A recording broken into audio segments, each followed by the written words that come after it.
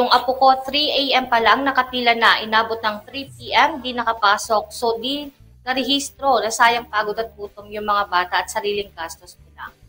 So, patungkol ito, Michelle, sa registration, no? So, siguro sa dami na rin ng mga nagpaparehistro.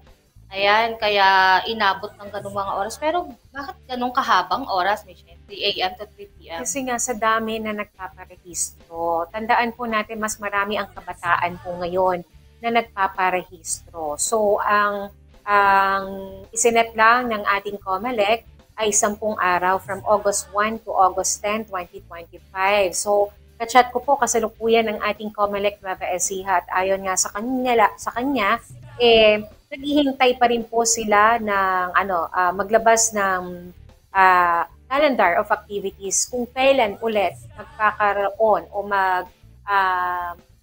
magkakaroon ulit ng voter registration. Oo. So, naghihintay pa rin sila. Ang sabi niya mismo dito, naghihintay pa sila ng resolution as of now.